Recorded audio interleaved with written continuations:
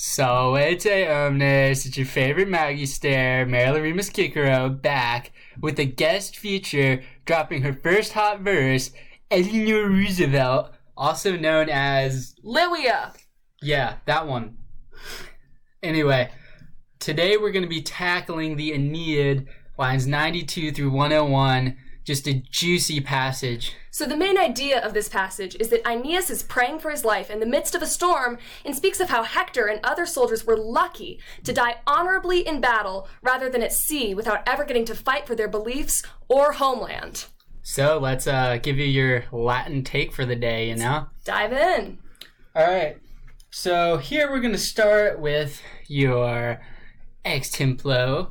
So we have suddenly the members or limbs of Aeneas are loosened by the cold, and he groans. And now you might notice that the word salvuntur is actually a present passive to mean are loosened, which is quite interesting. No way, Livia. Right? And then et duplicus tendens, meaning, of course, he groans, and stretching both hands ad sidera palmas talia voce refert. To the stars, he said such things with a cry. Now you might notice that tendens is actually a present active participle, or PAP, giving it the ing ending of stretching. So the full passage altogether would be...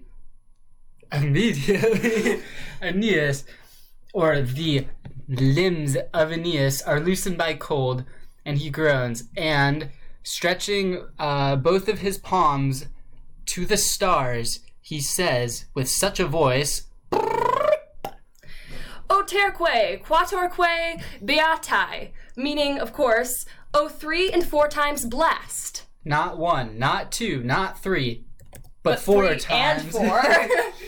Blessed. Quis ante ora patrum Troiae sub moenibus altis contigit oppetere, meaning, you who happened to meet death before your parents' faces beneath the high walls of Troy.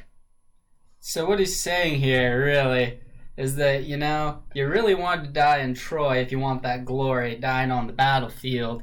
And unfortunately, we had to break the meter here because we have, Antora, but we don't have it in meter because for the sake of fitting it on the screen, we had to get rid of that beautiful Stactisch in Spanish. So I see some rhetorical devices here. First, of course, we see apostrophe, as Aeneas refers to people who are not there in the line, O Danaum fortissime gentis Tidide, in which he refers to the son of Titus, which is Diomedes, who died during the Trojan War, and the Greeks in general, O Danaum. He also uses irony, as you mentioned earlier, as many would not see it as a good thing to die in battle in front of one's parents. And if we can bring you back a little while to some insane rhetorical devices out here, we have a little bit of Synecdoche, New York, when he refers to the stars when he's talking about the entire heavens. It's kind of insane. Absolutely. All right, so we're going to finish this out. Beneath the high walls of Troy is where we left off. O bravest. A little bit of a... Superlative adjective. Superlative. Wow. Oh, greatest of the Greek race. O son of Titus. Boom. Mene ilacus in ocumbere campis non potuisse. Sorry.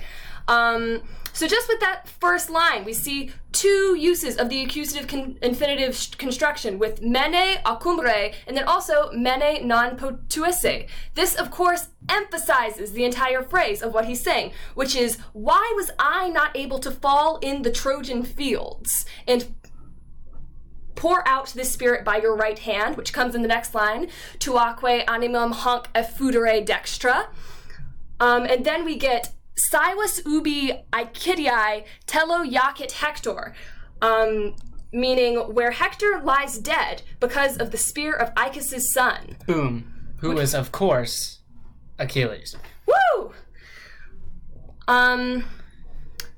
And to bring it back just for 1 second, we also see here the beginning of some fat anaphora with the ubi here, which is then used again here with ubi ingens. And then ubi tot. It's just a whole ubi party. Then we finish up with Ubi Engens Sarpedon, meaning where mighty Sarpedon lies dead.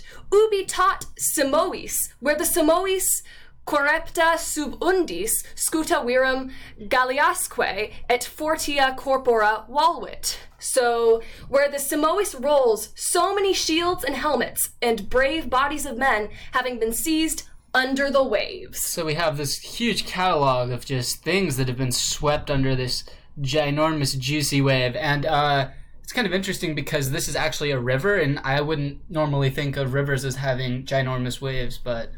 Yeah, the Simois was a river near Troy, which fell into the Scamander River. And another cool reference in this little line is Serpedon, which refers to the son of Jupiter and Europa, who was killed at the siege of Troy. So yet another person killed at Troy, who Aeneas actually envies.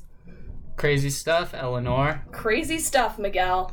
And so that's going to wrap it up for us today. Smash that MF like button. Check out some of our peers, although clearly they're not going to be as good as ours. And we just hope you have a great day. It's a great day to be a saint. Great day.